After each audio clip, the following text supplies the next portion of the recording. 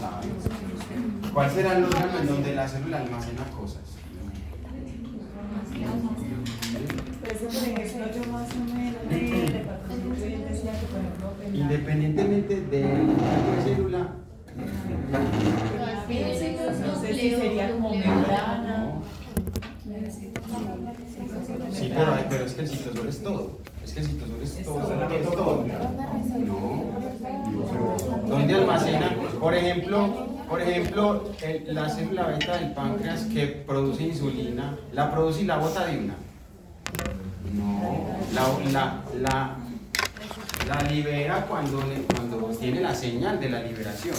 Pero mientras no tiene la señal de la liberación, esa por ahí cuando usted está a las 2 de la mañana o 3 de la mañana que está dormido, no necesita generar estímulos de insulina, ¿cierto? Hay una insulina basal, obvio, hay una insulina basal, pero usted no tiene picos de insulina. Cuando hay un pico de insulina, ¿ustedes creen que la célula produce todo ese pico de insulina? No, ya tienen el almacén guardado. Ya tienen el almacén guardado. Es decir, las reservas están llenas y cuando venga el estímulo, sale. De eso depende el control de los picos de insulina, de glucosa, perdón. De eso depende, de qué tan eficiente responde una célula al estímulo que le hacen a ella. ¿Dónde guarda esas cosas? En el aparato de Golgi.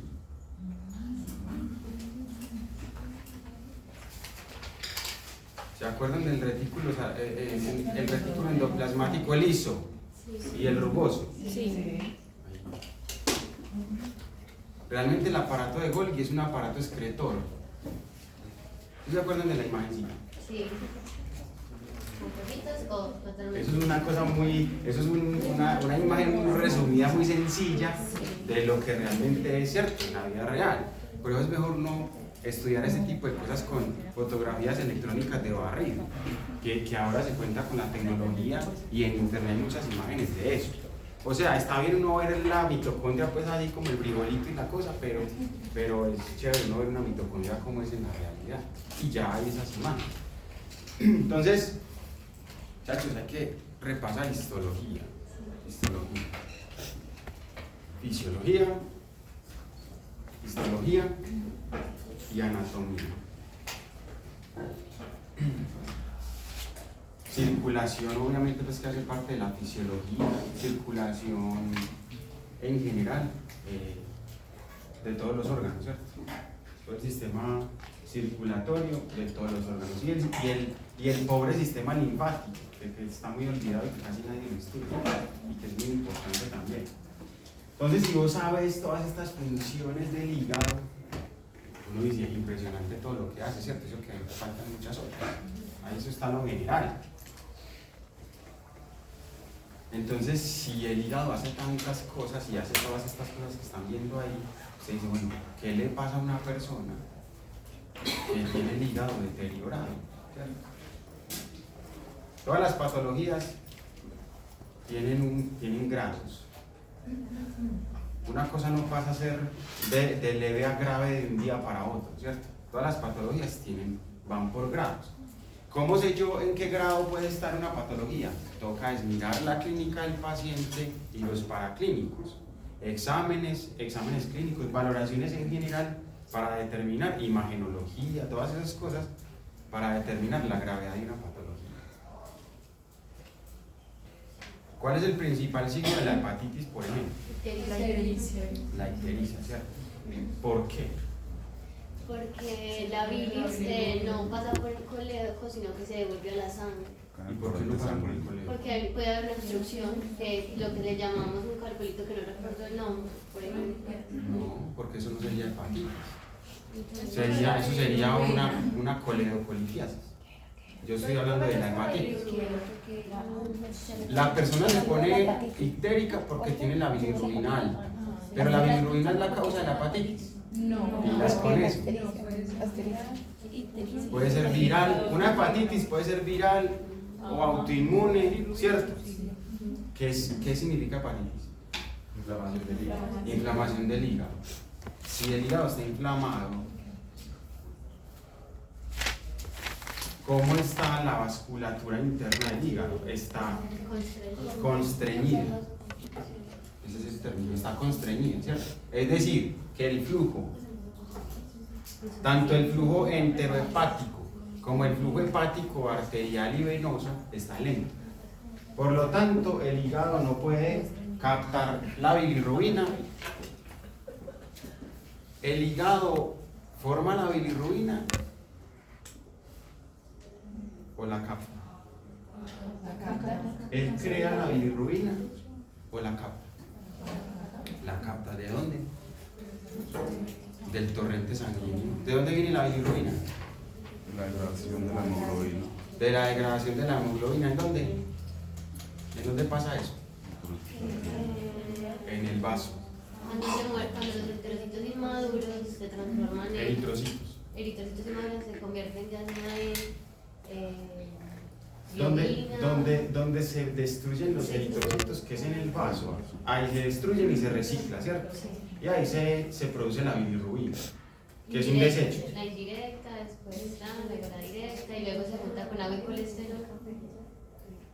Bueno, el tema de bilirrubina directa e indirecta depende de dónde proviene la bilirrubina, ¿cierto? Bilirrubina conjugada, bilirrubina no conjugada. Eso es una cosa que también deben repasar. La circulación enterohepática, ¿cierto? Circulación enterohepática y reciclaje de bilirrubina por parte del sistema digestivo. ¿Eso qué significa? Que la bilirrubina que produce el organismo solamente la produce en un lugar. La bilirrubina solo se produce en un solo lugar, es en el vaso. Pero de la bilirrubina que usted está eliminando por la vesícula biliar a través de la bilis tiene bilirrubina, pero tiene muchas otras cosas, ¿cierto? El hígado forma la bilis, y con esa bilis, ¿qué hacemos? Absorbemos principalmente, digamos que una de las grandes funciones es absorber las grasas, ¿cierto? Cuando se absorben las grasas, a través de esa emulsificación que hace la bilis, el cuerpo reabsorbe la bilis. Parte se elimina por la materia fecal, que es lo que le da el color a las heces, ¿cierto? Parte, pero eso es una pequeña parte. La mayoría de la bilis vuelve a entrar al sistema sanguíneo, es decir, es reabsorbida. Eso se conoce como circulación enterohepática. Entonces, esa bilirrubina es recaptada por el organismo y vuelve y la incorpora a la bilis que el hígado está fabricando constantemente. Porque si no fuera eso así, el cuerpo no daría abasto, el cuerpo no produce tanta bilirrubina tan rápido. Por eso la tiene que reciclar del sistema digestivo y reabsorberla para poder formar nuevamente, otra vez, bilis y seguir el proceso. Pero entonces una persona que no tenga vaso. Una persona que no tenga vaso, el cuerpo se las tiene que ingeniar para que los glóbulos rojos viejos, el sistema inmunológico los destruya. Eso es una muy buena pregunta y yo también pensaba, pero es que el vaso, ¿cómo así que una persona vive sin vaso? Sí, así como vive sin tiroides. Yo no dice, pero Cuando les quitan la vesícula. eso es mucho más fácil. Sí, Eso es mucho más sencillo Porque realmente. No se almacena ahí. Eso es muy exacto, no se almacena y la persona no puede consumir de golpe mucha grasa, pero sí puede consumir grasa durante todo el día y no pasa nada. Eso pasa cuando una persona no tiene vaso, cuando se lo sacan. ¿Y cómo se llama eso cuando le sacan el vaso a una persona? ¿No? Pagando la palabra. Esplenectomía. El vaso a una persona se le saca cuando está necrosado o cuando tiene un estallido por un golpe.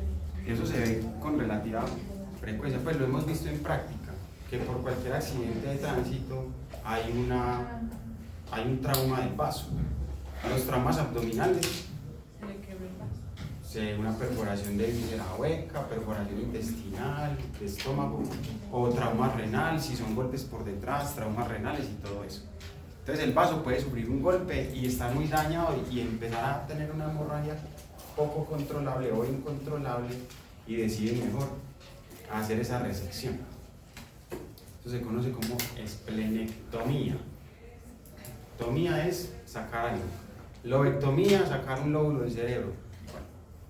Colectomía, sacar un pedazo del colon. Así. Bueno, entonces, una de las funciones importantes del hígado, bueno, muchas son importantes, pero aquí hay una que es clave y es esta, en el paciente con cirrosis, ¿cierto?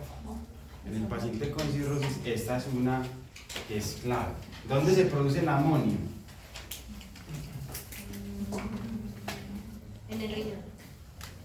No. En el colon. ¿Dónde se produce el amonio? En el colon hay bacterias amoniogénicas, Bacterias, exacto. eso es cierto, pero el amonio, si no hay estreñimiento, ese amonio no se absorbe casi. Hay bacterias amoniogénicas y cuando las bacterias amoniogénicas están sobrepobladas porque hay una disbiosis intestinal, puede ser que la persona tenga ciertas sensaciones de mareo y de cosas, pero en el caso de estreñimiento. Pero si la persona no está estreñida no pasa nada, el amonio lo elimina pues en la materia fecal. ¿Dónde se produce el amonio en el organismo? Ayer en el video decía que no, pues no decía como otra información. La masa ¿Qué? muscular, Porque, ok. el metabolismo de las purinas y el metabolismo muscular produce amonio. No pasa nada, el hígado convierte el amonio en urea. El hígado convierte el amonio en urea. ¿Por qué? Porque es que ese amonio no se puede eliminar por la orina. El amonio no puede eliminarse por la orina. ¿Por qué? Porque el amonio es insoluble en agua. Es muy poco soluble. Y para usted eliminar algo por la orina tiene que ser soluble en agua. Entonces el hígado convierte el amonio. Bueno, entonces cuando él se represa y no lo puede liberar, ¿qué es cuando se va al cerebro? ¿Es por qué? Ya vamos para allá. Ya vamos para allá.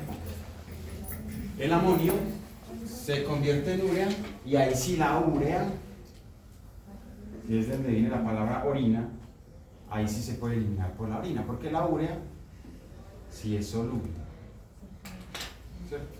Soluble y ya se puede eliminar por la orina. Cuando el hígado está malo, no está funcionando bien, no hace ese proceso. Entonces el hígado no puede captar el amonio, no lo capta y lo poco que capta no lo puede convertir en urea. Entonces, ¿qué pasa con el amonio? Se queda en sangre. Se queda en sangre. Entonces los niveles de amonio en sangre empiezan a elevarse. ¿Eso cómo se llama? Hiperamonemia. ¿Cierto? Hiperamonemia. Y la hiperamonemia es la que produce la encefalopatía. ¿Qué es encefalopatía? Encefalopatía, o sea, como locura. La encefalopatía, ahí estaba en el video, la encefalopatía puede ser leve, pues puede ser una encefalopatía leve o grave, que puede estar en coma el paciente, o puede ser leve, que el paciente está aumentándole la mano a la enfermera, la insulta. Incluso decía también que síntomas de depresión. Sí, dolor de cabeza, embombamiento, ¿cierto? Entonces, cuando hablamos de cirrosis, digamos que esa es una de los síntomas cuando la cirrosis está exacerbada. Eso es uno de los síntomas, la encefalopatía o de los signos. La encefalopatía urémica no. Si hay una encefalopatía urémica que es causada por el riñón. Hay encefalopatía hepática, pero no escriban la urémica, no, eso es para renal, no se me enrede.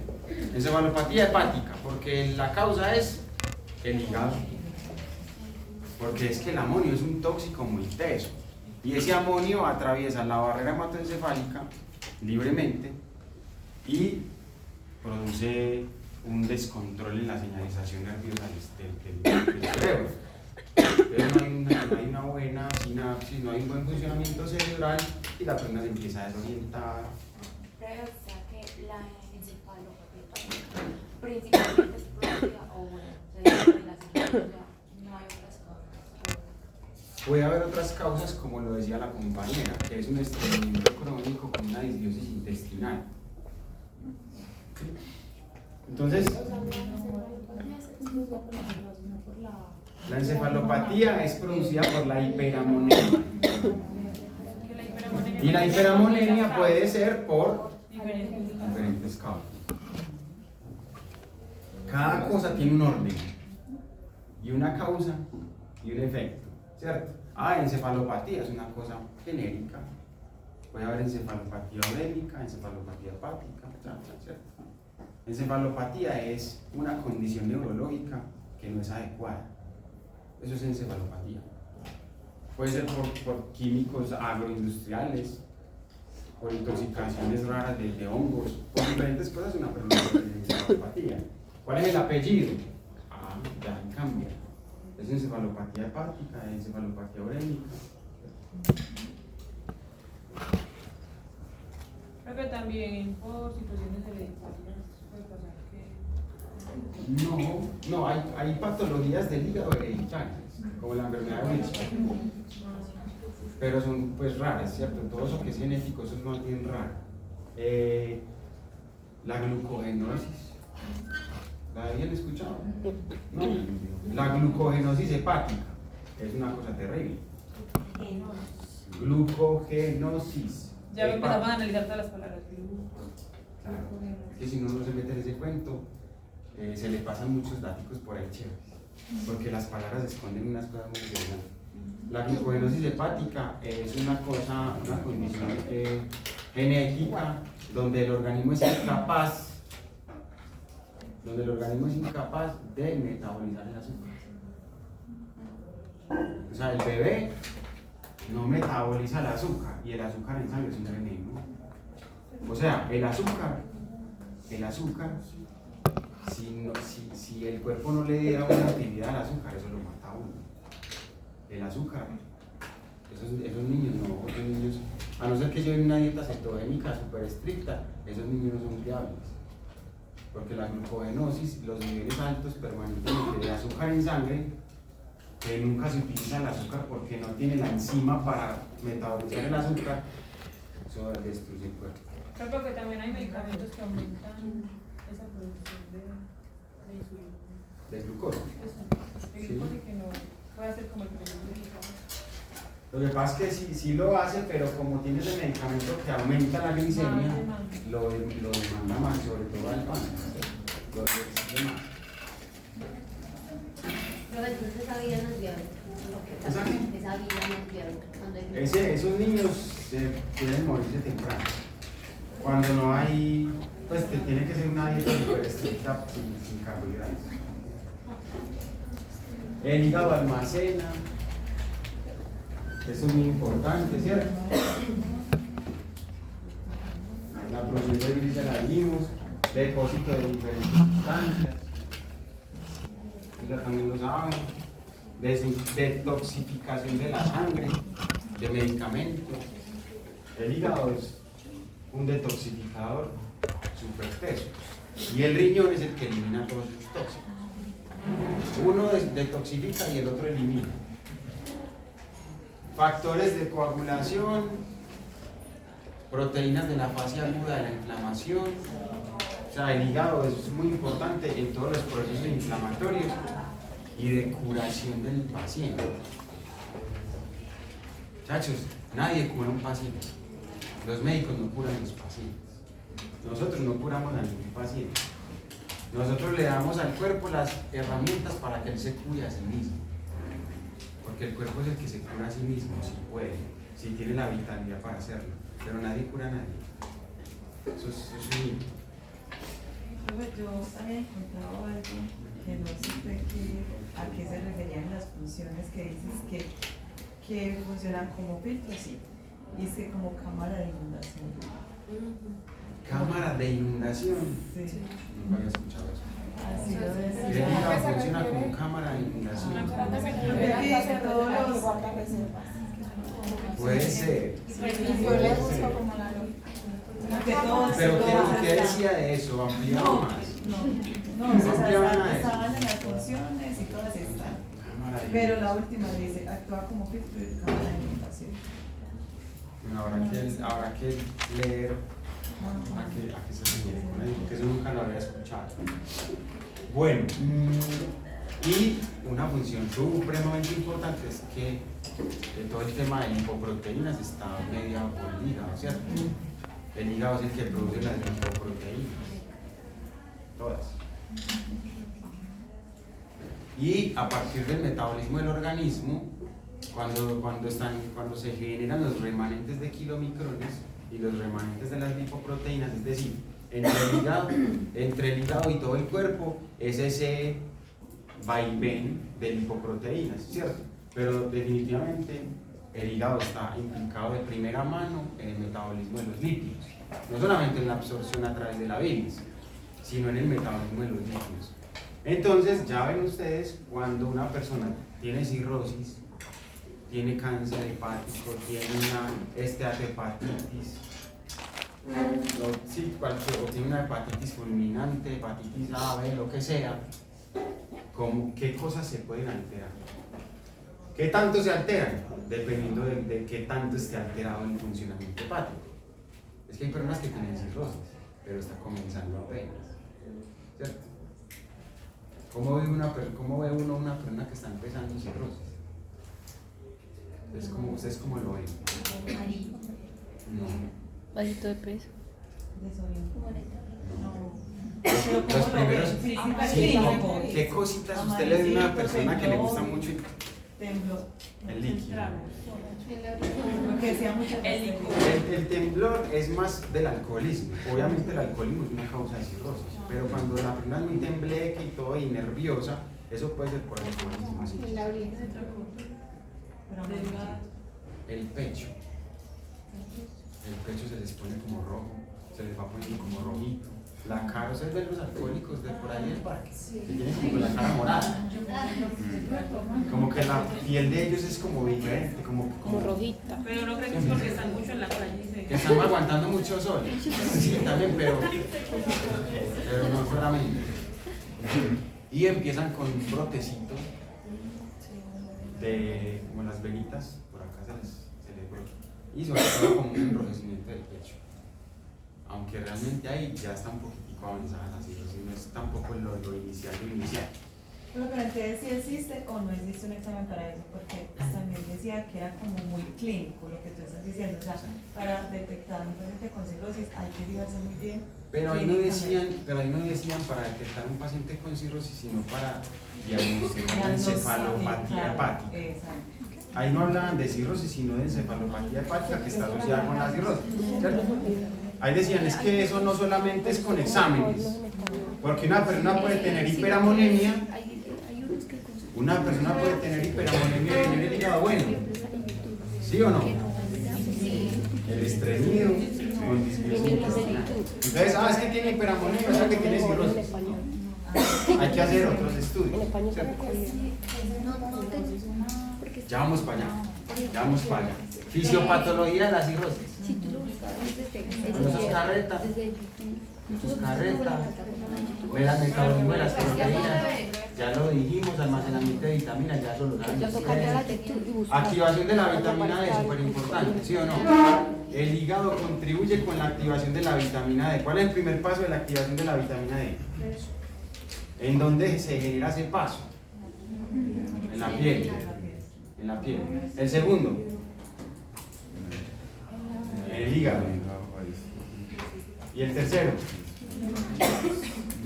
en el riñón. O sea que si una persona tiene cirrosis, tranquilamente, por mucho que usted lo tueste en el sol, va a tener deficiencia de calcio. Ya todo lo que hay de ahí para allá. Claro. Ay, perdón, Ya, claro, va a tener que consumir suplementar, claro que sí.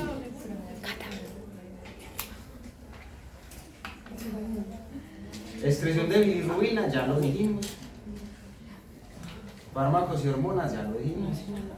Bueno, eso era lo que ustedes ya sabían.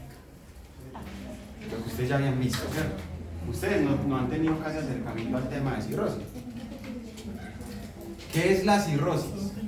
¿Qué es la cirrosis? Una fibrosis del hígado. La cirrosis es una fibrosis del hígado. ¿Por qué se fibrosa? ¿Qué le pasa a usted cuando se corta? Cicatriz. Y eso es una fibrosis. De alguna manera. Claro. Como una cabeza. Sí, o sea que la cirrosis es una cicatriz. Sí. Sí. ¿Qué es lo que está? A ver, hay una cosa muy importante, muchachos, que ustedes deben entender para todos, que es el proceso de fibrosis de un tejido. ¿Por qué se fibrosa un tejido? Porque está siendo agredido.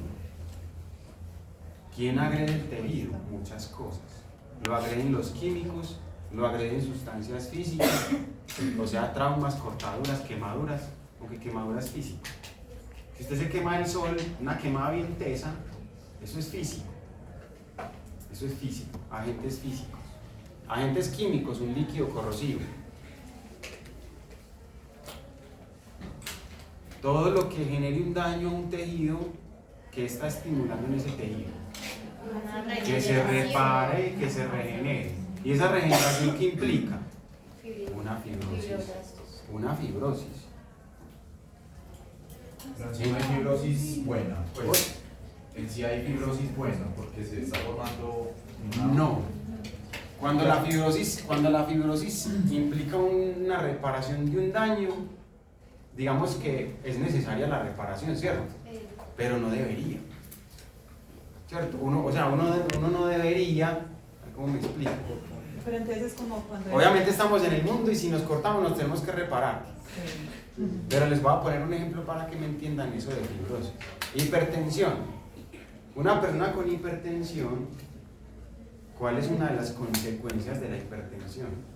La arterioesclerosis. ¿Qué es la arterioesclerosis? El endurecimiento de las venas, Pierde flexibilidad. pierden flexibilidad y elasticidad.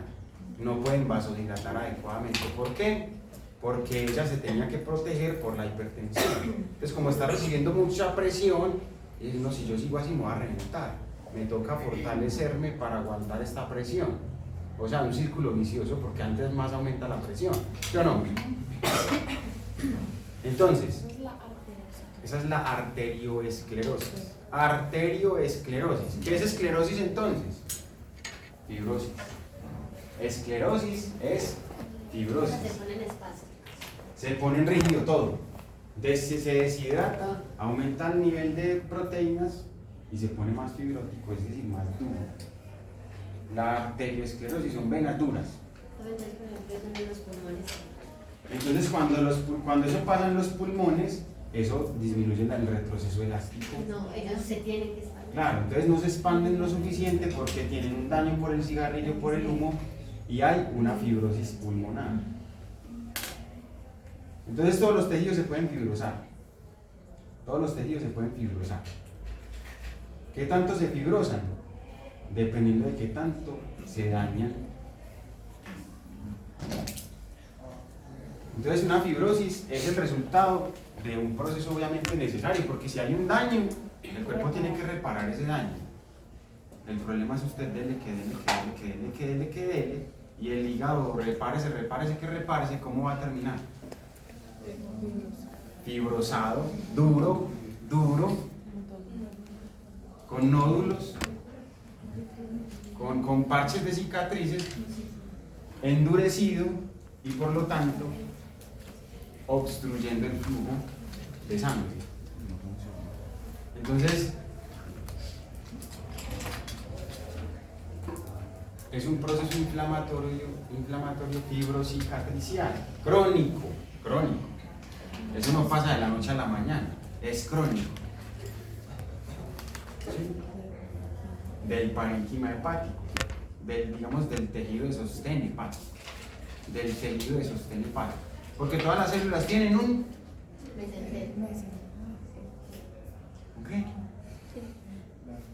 una matriz extracelular, un tejido de sostén, ¿cierto?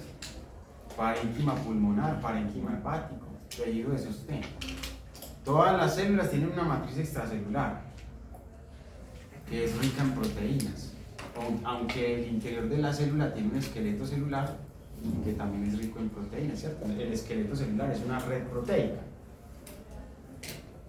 Entonces esa fibrosis con el tiempo va llevando a una distorsión de las estructuras de los hepatocitos, toda la geografía de los hepatocitos se va distorsionando por esa generación de cicatrices. Es que la fibrosis es una cicatriz. Una cicatriz. Lo que pasa es que uno cree que una cicatriz solamente es la chamba que uno ve, pues. Una fibrosis es un proceso fibrocicatricial. Profe, esa cicatriz, pues había visto yo que sean, pues en este tema de cirrosis, como por una célula estrellada, ¿cierto? Las células estelares. Sí, cierto. Pero como decía que cuando empezaba esa fibrosis era cuando se convertía esa célula en un miofibroblasto. Pero ¿cómo se transforma esa célula en eso? Lo que pasa es que cuando se genera un estímulo fibrocicatricial, las células que reparan los daños empiezan a producir más proteínas, ¿cierto? Y esas células son los fibroblastos. Entonces el cuerpo genera una diferenciación, pero eso es inmune. No es que el hepatocito haga eso. O sea, en el hepatocito es donde ocurre, en el hígado es donde ocurre, pero las células, las que más contribuyen ahí a formar ese tipo digamos, de rellenos, hablemoslo así, como un relleno proteico de elastina, de colágeno, diferentes tipos de colágeno, ¿cierto? De fibrina, elastina, todas esas proteínas de sostén son los astrocitos y células de la defensa que son como de relleno, ¿sí? Por ejemplo, como cuando uno se corta para evitar la salida de sangre, ¿cierto? Que las plaquetas empiezan a producir fibrina y todo eso para evitar la pérdida de sangre. Algo así. Entonces, es simplemente una reacción en donde se produce más matriz proteica a partir de esas proteínas que les acabo de mencionar. Fibrina, elastina, colágeno de diferentes tipos y así. ¿Cuál es el objetivo de eso? Reparar el tejido, o sea, reparar el tejido. Lo que pasa es que esas reparaciones, cuando es una vecesita, pues bueno, pero cuando las reparaciones son constantes, eso genera un problema grave. Les voy a poner un ejemplo con la neumonía. La neumonía puede generar cicatrices. Después de que el paciente se recupera de la neumonía grave, y se va de hospitalización el paciente, y cuando el paciente ya le hacen una placa, porque ya el paciente está mucho mejor, le hacen una placa y se ven las cicatrices. Se ven unos hilos, se ven como unas navajas, unos hilos radiopacos en la radiografía. Se ven radiopacos, o sea, más blanquitos de lo normal, porque el pulmón es oscuro. En la radiografía el pulmón es oscuro porque es radiolúcido. Pero cuando hay fibrosis, como el tejido cicatricial es más denso de lo normal, se ve una linecita blanca. Y eso es una cicatriz. ¿Quién la produjo? El sistema inmunológico. Porque el sistema inmunológico es el que procura solucionar el problema. En el caso de una neumonía, procura limpiar el pulmón y combatir con el virus que esté, si es hongo o lo que sea, que esté en los pulmones. Y cuando trabajan esos linfocitos, que los principales son los linfocitos TCD4 y TCD8, que son los más agresivos, entonces cuando ellos actúan, como son tan agresivos, eso dañan de todo, dañan hasta los propios tejidos internos del cuerpo. Entonces algo así pasa en el hígado y algo así pasa en muchos otros tejidos. Cuando hay un funcionamiento del sistema inmunológico muy agresivo. Eso es irreparable, esas cicatrices ya. No, eso no se borra. Ya, quedó. Es que una cicatriz, chao, es que es una cicatriz. Sí. De pronto con cicatricil por aquí aguanta. De pronto sí se va disimulando un poquito o se cura más bonita, ¿cierto? Pero las cicatrices de ese tipo eso ya queda. Entonces esa persona que está tomando todo el tiempo, todos los días, está con el hígado inflamado todo el tiempo. Entonces por eso es una inflamación general. Es una inflamación general. En todo caso, inflamación crónica igual a fibrosis, siempre. El paciente que fuma todos los días se mantiene con los pulmones inflamados y con el sistema inmunológico dándole y con esputo todo el tiempo. ¿Y eso en qué se traduce? En EPOC, fibrosis pulmonar. Todo proceso inflamatorio a la larga es fibrosis. Lo que pasa es que el cuerpo aguanta mucho.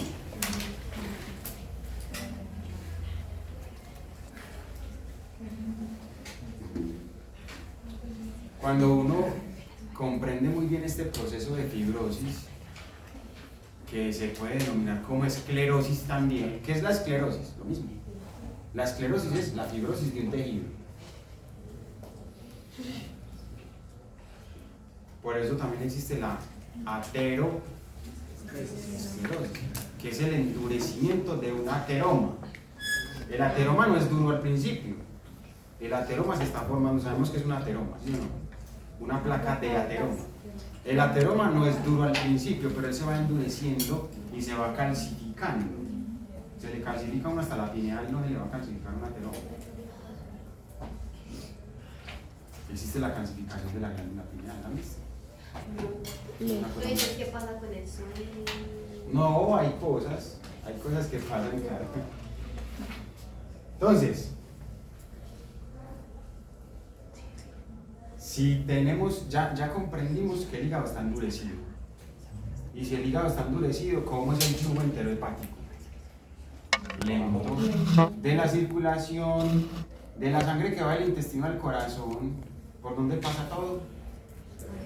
Por el hígado, menos la grasa. La grasa no pasa por el hígado, sino que va por el sistema linfático. Obviamente después va al hígado, pero por arterias.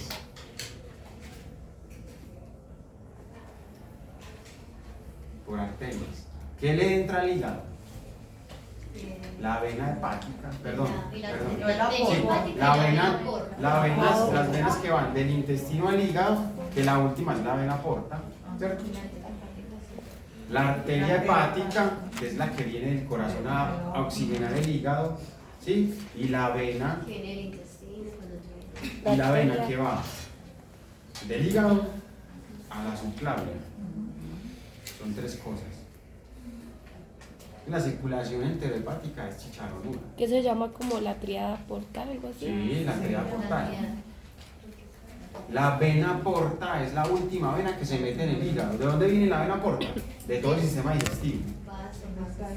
Después esa sangre venosa, ¿hacia dónde sigue? Hacia la vena cava inferior. Y ahí al corazón, ¿sí o no? Sí. Pero el hígado recibe una vena, una arteria portal, una arteria hepática, que es la que oxigena el hígado. Pero lo que está haciendo el hígado es servir de filtro. Es un filtro. Entonces, si aquí yo abro la llave, allá tengo la pileta y yo tengo una manguera, listo. Entonces yo abro la llave allá. Y aquí está el hígado. Yo soy el hígado. Y me paro encima de esa manguera. ¿Qué va a pasar al flujo de allá? Se va a disminuir. El flujo, allá está la llave. ¿Dónde está la presión? Allá. Si yo me paro en la manguera, ¿dónde se aumenta la presión? Eso se llama hipertensión portal. Esa es la famosa hipertensión portal.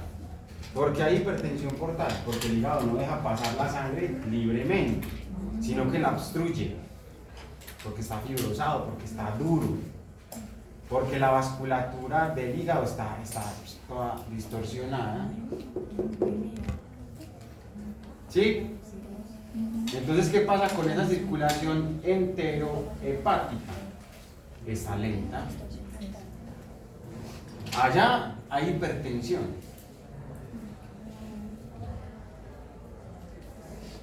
O sea, ¿qué le pasa al llenado cardíaco? ¿Qué le pasa al llenado cardíaco? Hay un déficit de llenado cardíaco, porque de aquí para allá la sangre va subiendo más poquita. Lo que pasa es que la única que alimenta el corazón es la vena cava inferior. Viene sangre de otras partes del cerebro y de las manos, ¿cierto? Y de los pies. Solamente la partecita de la circulación enterohepática está obstruida o muy lenta. Está muy lenta. Más o menos se entiende qué es lo que es la hipertensión portal, ¿cierto? Bueno, eso es lo que pasa cuando el hígado se está endureciendo. Y ese endurecimiento es progresivo. Y dependiendo de la gravedad de la hepatitis, de la cirrosis, pues son los síntomas.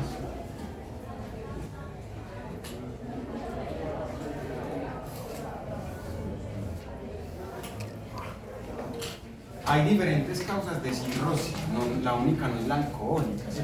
Existe la cirrosis alcohólica, sí, pero esa no es la única causa. Cualquier proceso inflamatorio sostenido en el tiempo puede desencadenar una cirrosis. Por ejemplo, se sabe que las personas que tienen hepatitis B, que es por hemoderivados, tienen un riesgo de hacer cirrosis a 10 años. Es decir, la cirrosis no solamente es por el alcohol, solo que es una causa frecuente de cirrosis, el alcoholismo. Es una causa frecuente de cirrosis. La persona que vive con esteatohepatitis, ¿qué es esteatohepatitis? Vulgarmente llamado hígado graso. La persona que tiene hígado graso no siempre está inflamado el hígado. Tiene hígado graso, pero le hacen pruebas de inflamación y no las tiene positivas. Tiene hígado graso, pero no tiene esteatohepatitis. Tiene esteatosis hepática. Hígado graso. Si una persona la pasa toda la vida con hígado graso, frecuentemente se le puede inflamar el hígado. Se le inflama el hígado y toda inflamación genera un estímulo de reparación. O sea que la inflamación es buena o mala. Buena. La inflamación es necesaria. La inflamación es necesaria. El problema es cuando se sostiene en el tiempo. Eso se conoce como inflamación crónica. El problema es por qué esta persona está inflamada todo el tiempo. Claro, por estar tomando y por estar fumando. Está inflamada todo el tiempo. Por comer ultraprocesados todo el tiempo.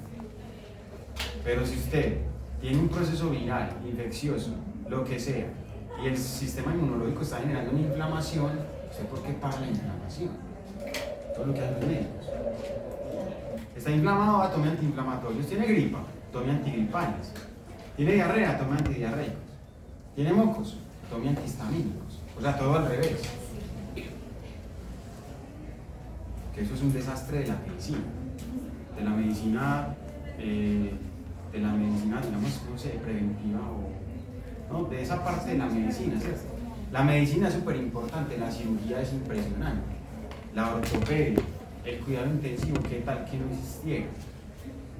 Hay una fase de la medicina que salva vidas, la oncología, todo lo que conocemos como medicina,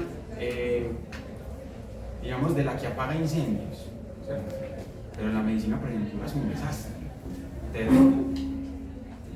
Bueno, aunque realmente ya muchos médicos ya no tienen ese chip. Realmente las nuevas generaciones de médicos ya entienden que una gripa hay que dejarla pasar. Y la gente se enoja, van a No me mandó nada. No, el antibiótico sí hay que mandarlo. Pero cuando una persona tiene una gripa, tiene un proceso inflamatorio, hay que dejarlo que pase.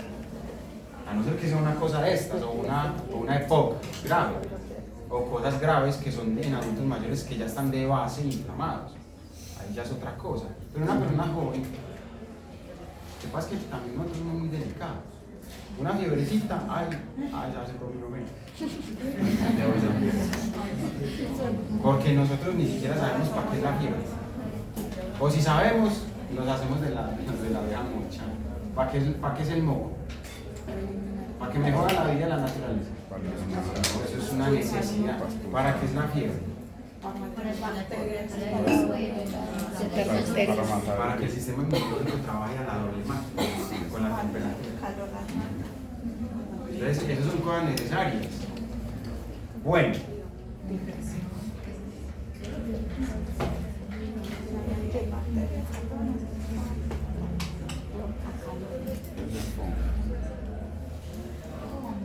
¿Eso qué será?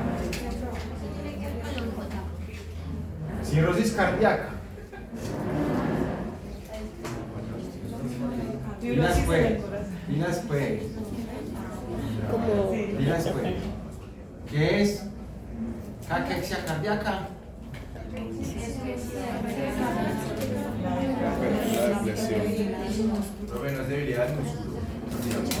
La depresión. ¿Qué es caquexia cardíaca? La depresión del músculo cardíaco. No, pero. Eso ya lo vieron ustedes. con pérdida. ¿Qué es caquexia? Pérdida de masa muscular. Pérdida de la masa muscular y desnutrición. De nutrición ¿Causada del por qué? corazón. Eso no es que el corazón esté desnutrido. No es que el corazón perdió masa muscular. Es una pérdida de peso y de masa muscular y una desnutrición causada por una insuficiencia cardíaca. Ah, sí. No es que el corazón está por allá todo flaco, ¿no? Me lo imaginé flaquito, Yo también. bajito de peso. Cirrosis cardíaca, ¿qué será? La inflamación cirrosis en el corazón. producida por una insuficiencia cardíaca. Porque si el corazón no está alimentando el hígado, ¿qué le pasa al hígado? Se ahoga desoxigenado. Y si el hígado está desoxigenado, hay muerte celular. Y si hay muerte celular, hay inflamación, porque se tiene que reciclar esa basura. Y si hay inflamación, hay fibrosis. Si hay fibrosis, hay cirrosis. Con el tiempo. ¿Sí ven? ¿Sí ven qué pasa? Falla orgánica múltiple. Ah, sí, hay que poner. Y cosas hereditarias pues que son más bien raras. Cirrosis biliar primaria.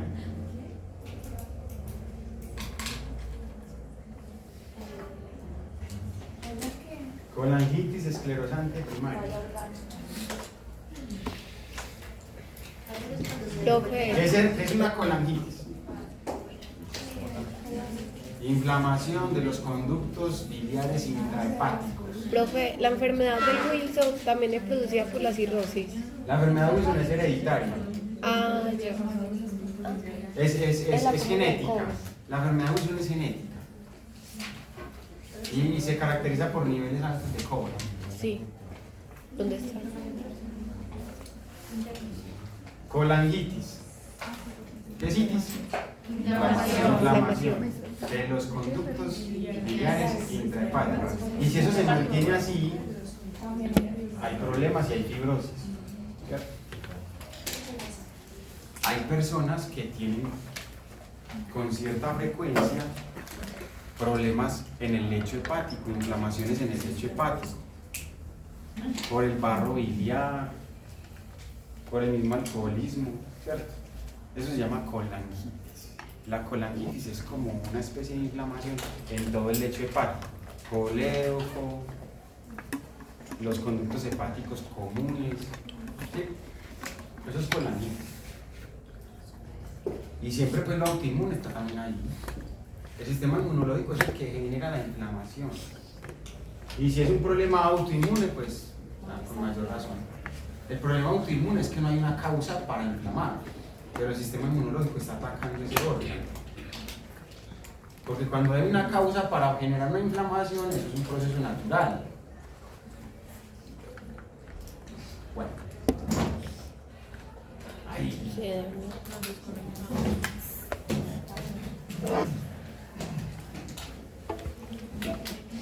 Entonces la vena porta lleva toda la sangre del sistema digestivo. Pasa por el hígado y sube. Entonces, como el hígado está duro, aumenta la presión portal. Esos son los esquemas que ustedes tienen que tener, pero así súper claros. Si usted entiende esta gráfica, y la tiene en la mente, usted ya sabe por qué se genera la asitis. ¿Por qué se genera la esplenomegalia? ¿Qué es esplenomegalia? Espleno, vaso. Megalia, agrandamiento. Esplenomegalia. Consecuencias entonces de la hipertensión portal. Ya sabemos por qué hay hipertensión portal. Esto está clarísimo. La hipertensión portal es una consecuencia vascular de la fibrosis hepática.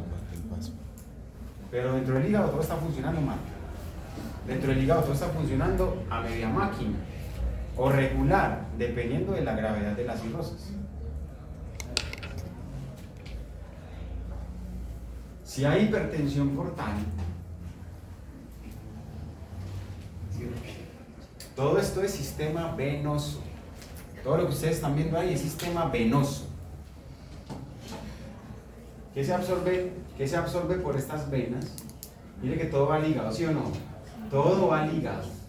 Nutrientes. ¿Qué se absorbe por esta vena? Macronutrientes en el colon. ¿No? ¿Se absorbe macronutrientes en el colon? No. Pero esa sangre lleva. Ese es el colon, ¿no? ¿Qué es esto? Claro. Por allá hay una pregunta, ¿cuál es el sigmoides? En el examen de repaso. ¿Cuál es el sigmoides? Rectosigmoidectomía, rectosigmoidectomía o rectosigmoidoscopia o rectosigmoide, lo que sea. Todo eso absorbe agua. Y triglicéridos de cadena media, producidos por las bacterias. Ese sí es el intestino delgado. ¿Cómo se llama esto acá?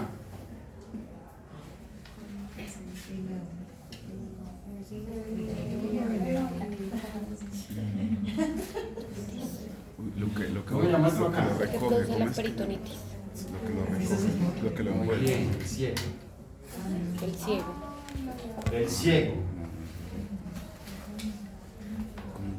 Colon ascendente, colon transverso, descendente y sigmoides. Y aquí pues obviamente está el sistema el intestino delgado, pero lo quitaron de ahí.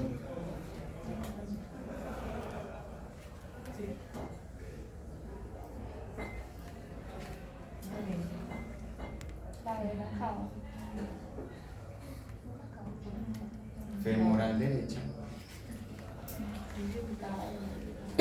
Femoral izquierda. ¿Se acuerda del catéter femoral? Aquí. Listo. Entonces, cuando hay hipertensión portal, ¿qué pasa cuando aumenta la presión en un espacio? Se busca liberar la presión. El cuerpo, o sea, si hay para dónde tirar, se tira. Si la presión tiene por dónde salir, se sale. Si usted tiene un tanque lleno de agua y hay una fisura en ese tanque, el agua va a buscar salida por esa fisura, ¿sí o no? Y se empieza a gotear el agua. Entonces en la hipertensión portal siempre se busca una salida. Cuando hay hipertensión siempre se va a buscar una salida. Claro, si esto aquí no deja que pase nada, o pasa muy lento, la hipertensión va a buscar salida.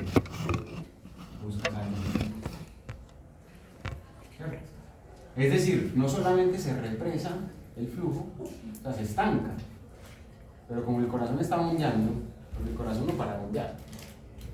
el corazón sigue bombeando, ¿cierto? Entonces le mete a esto y se genera la esplenomegalia,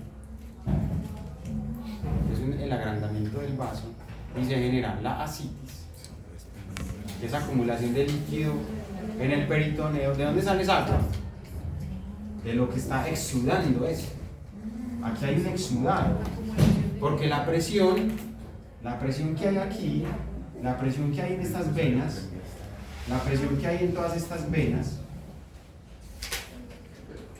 esa presión genera un exudado de agua y también de vitaminas. No es agua filtrada, es agua con contenido plasmático. Y como todo eso queda en el peritoneo, eso se llama ascitis. Ascitis. Ascitis. A-S-C-I-T. Ascitis. O sea, que las ¿Qué es ascitis? La acumulación. Acumulación de líquido peritoneal.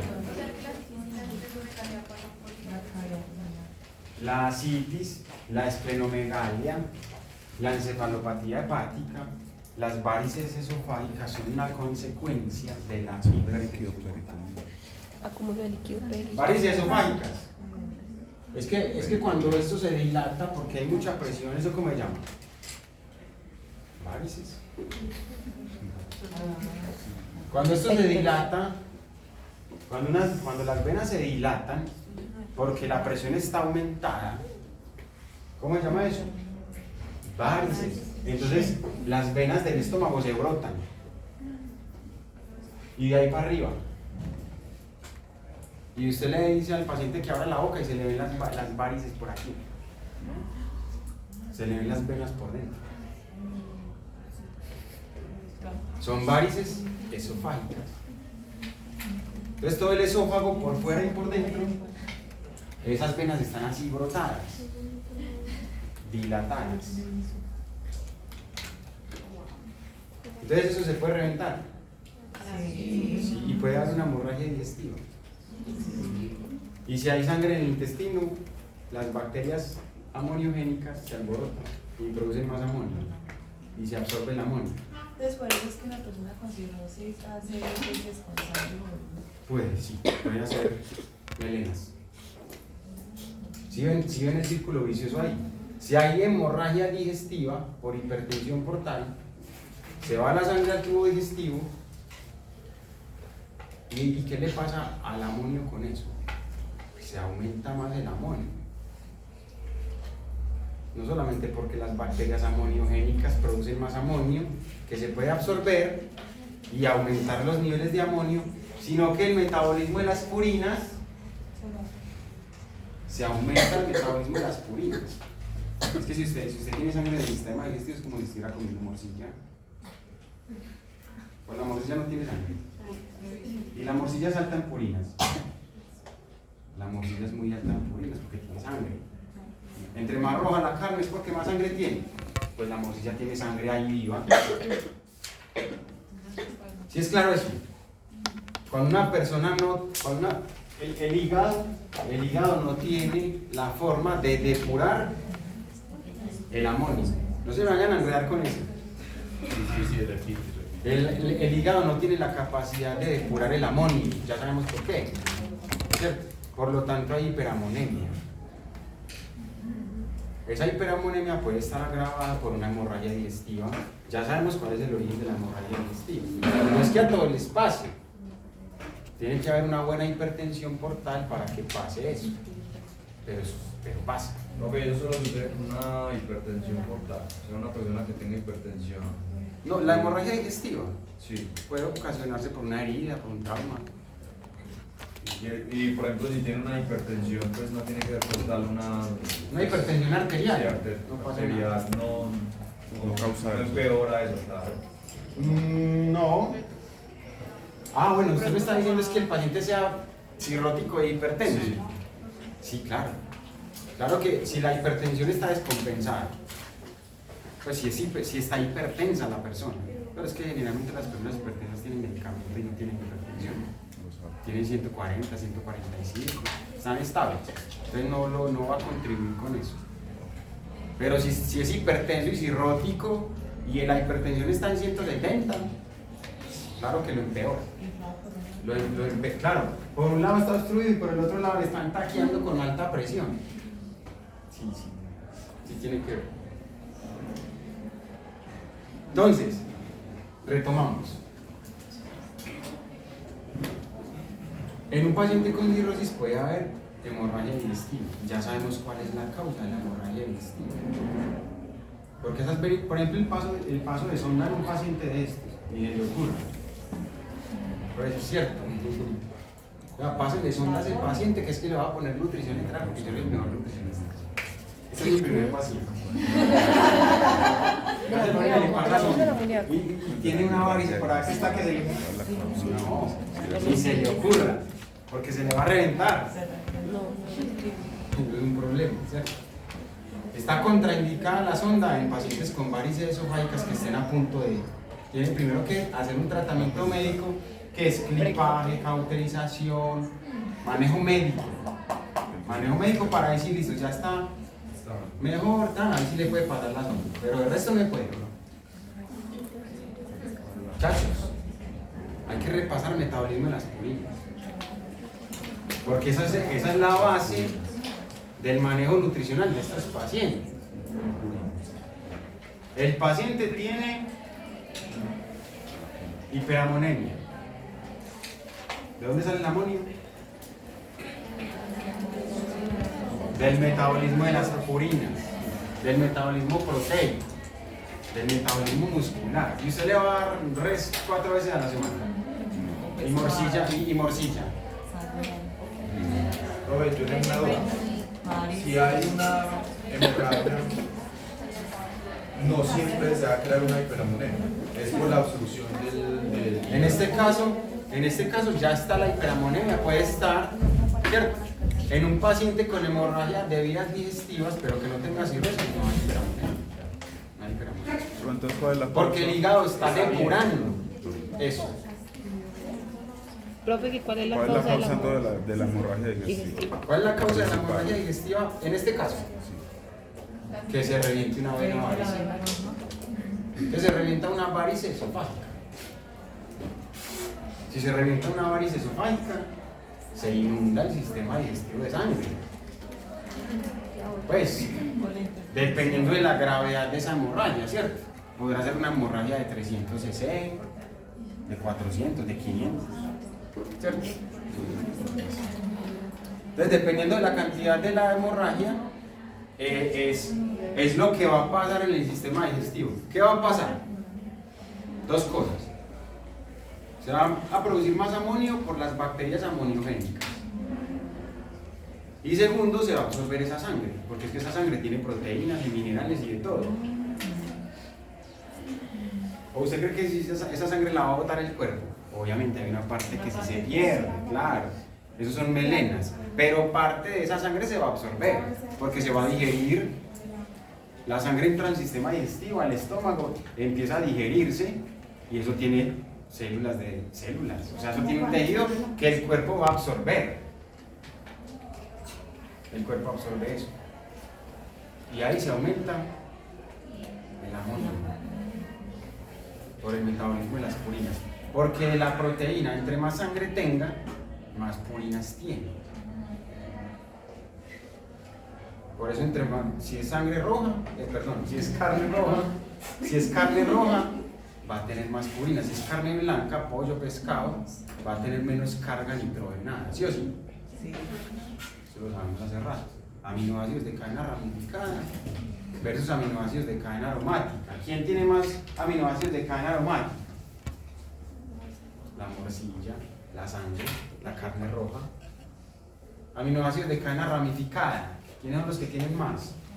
Los lácteos, los vegetales. Sí.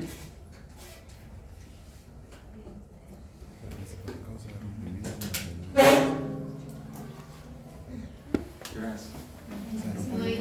No avanza mucho. Bueno.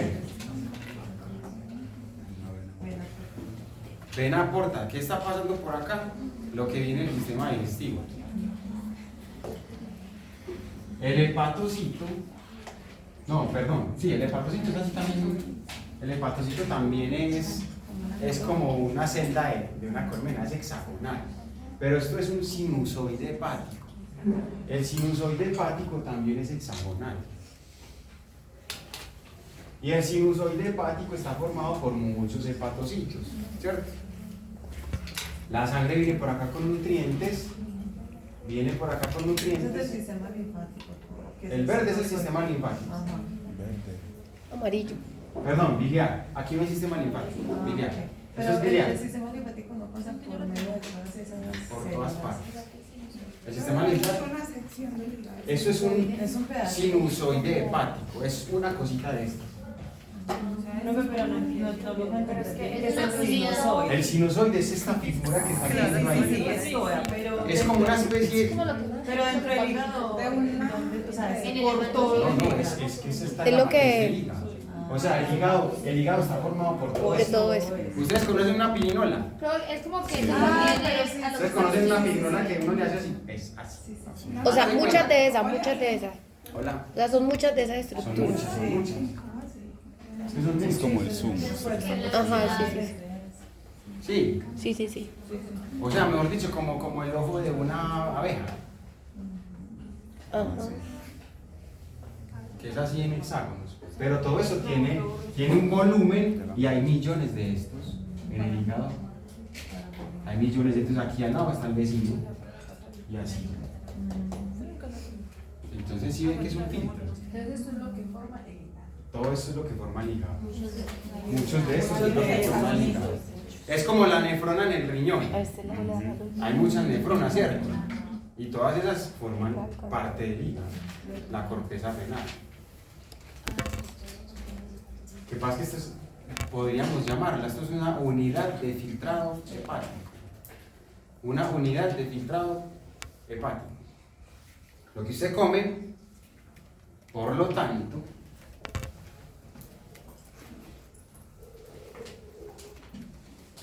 lo que usted come menos, la grasa, sube por acá.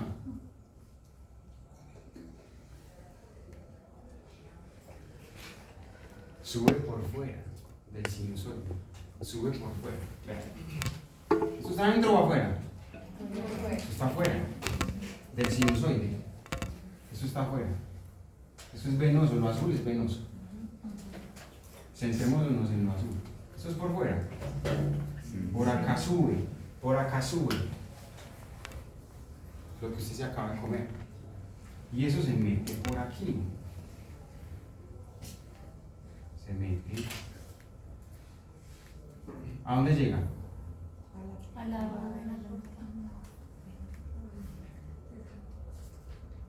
Por fuera y entra. Entra al acino, ¿cierto? Entra a toda esta estructura. Entonces por acá está un hepatocito, ¿cierto? Por acá está un hepatocito. Ah, pues Madrid, ese hepatocito es el que almacena hierro, ¿sí o no? Y se necesita hierro. Ah, listo, mándelo.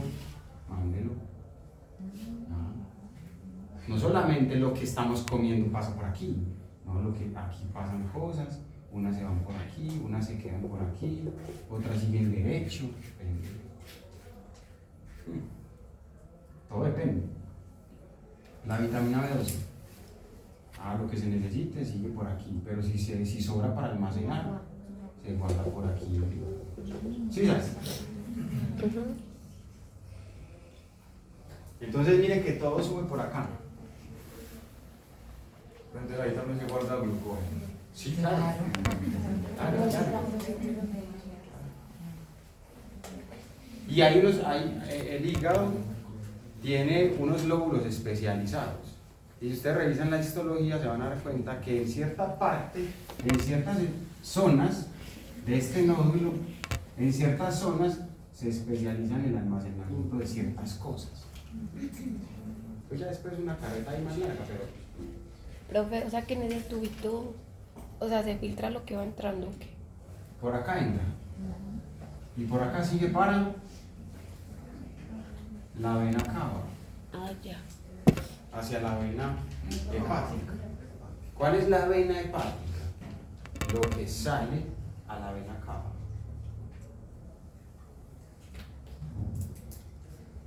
Esta es la vena hepática. Aquí entra lo que se come. Aquí está resumido ese tema de que se filtra. Y lo que siga su camino, sigue su camino por acá. Los nutrientes, toda esa cosa.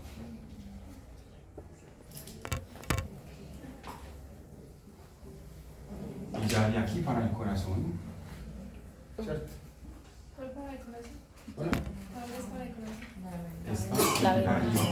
Lo que pasa es que, a ver, si usted dibuja una O cosa sea, todo de lo que es estas, la vena bajo el corazón, todo lo aquí. que es arteria, vena, algo. No me entiendo. esta también va a estar conectada. ¿Cierto? Y si le monta otra aquí abajo, esto continúa.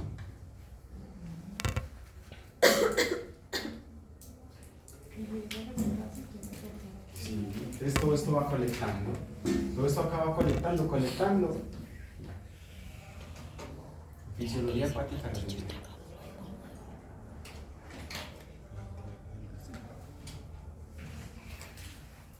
Pues ya, eso es carreta.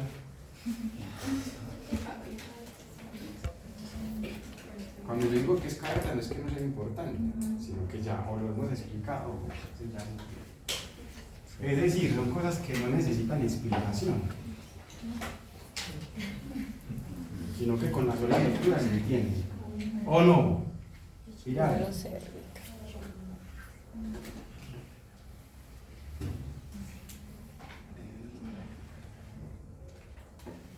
¿Cierto? O sea, cuando yo digo que es carreta es porque solamente con la lectura no se entiende.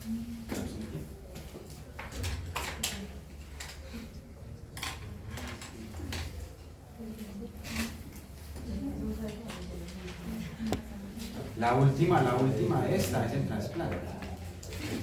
Porque si el hígado está tan fibrosado que la persona no sale del hospital, porque no hay, a ver, el paciente tiene cirrosis alcohólica, entonces llega un punto donde asitis, maluquera, se puso maluco, encefalopático, hospitalización, cirrosis complicada.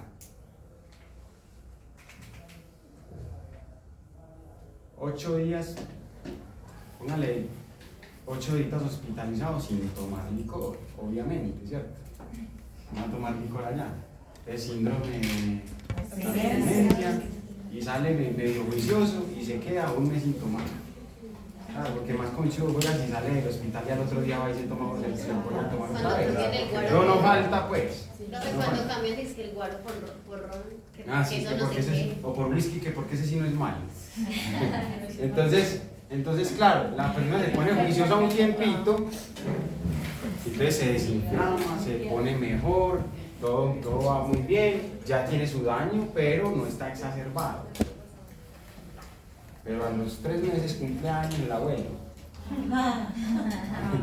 Cualquier motivo para tomar, entonces vuelve y toma. Y ahí empieza otra vez la rutina de tomar 6 meses seguidos, hasta que vuelve y le da. ¿Qué le pasa a la fibrosis? Se está aumentando. Y cada vez que tome se le va a aumentar. Y así progresivamente, hasta que llega a un punto de gravedad, de no retorno, que ya se va desde trasplante. Porque esas condiciones son exacerbables. Un paciente con EPOC le da una gripa, se le exacerba la EPOC, se va de hospitalización. Sale con el pulmón cada vez más fibrosado, cada hospitalización, que cada vez que salga se va para la casa con el pulmón más fibrosado, ¿sí o no? Cada vez va a tener más EPOC, hasta que llega una hospitalización en donde ya no se puede ir para la casa así nomás, sino que tiene que irse con oxígeno complementario. Y ya entonces a la próxima ya no es oxígeno complementario cada 4 horas, sino permanente, y así sucesivamente, porque se va agravando. ¿Sí se entiende? Hasta que la persona ya Muere. en el caso de la EPOC ya se muere la persona. Pero acá puede haber trasplante. Hay herramientas de escalas que los médicos aplican para evaluar el pronóstico de un paciente y el pronóstico de la cirrosis. Estos más médicos para que conozcan pues que existen este tipo de cribados. El CHAI, eso tiene ciertos puntos, entonces, ¿cómo está la bilirrubina? Tiene tanto de bilirrubina, listo, tantos puntos. La albúmina sérica, tiene tanto de albúmina, listo, tantos puntos. Y así, le dan un puntaje y eso es un riesgo de mortalidad. A mayor alteración de esto, pues más riesgo de mortalidad. No lo tienen que aprender solo para que lo conozcan. ¿Tiene encefalopatía? Sí, no. O sí, grado 1, 2, 3, 4. Asitis, ligera, moderada. ¿Cómo evalúa uno la asitis? Hay un grado de asitis que no se ve. Solo podría ser con radiografía, que se ve un poquitico de líquido por dentro. Pero hay otro grado de asitis que se ve a leguas. Se le ve el abdomen como si fuera una bomba de agua, una bomba llena de agua.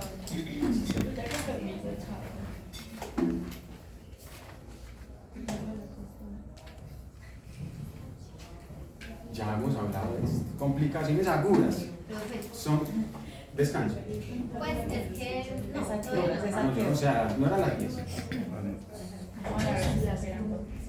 no sé, pues para que usted diga una hora. No, si quieren salir ya.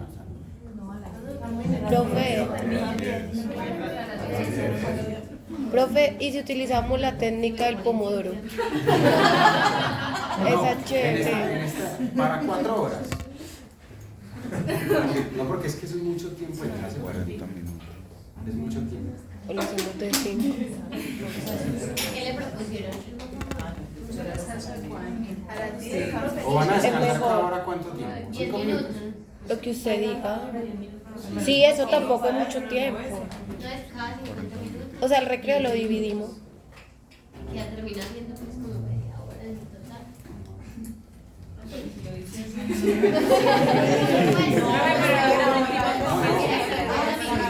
Si 50 minutos de trabajo, 10 minutos de descanso, 50 minutos de trabajo. quieren salir. Ay, si ve que es buena idea, no me tienen fe. No, yo no sé, yo hablo por eso. Sorry, la joven. Bueno, que salgamos ya. Pues en 10. No, máximo 20. Sí, así son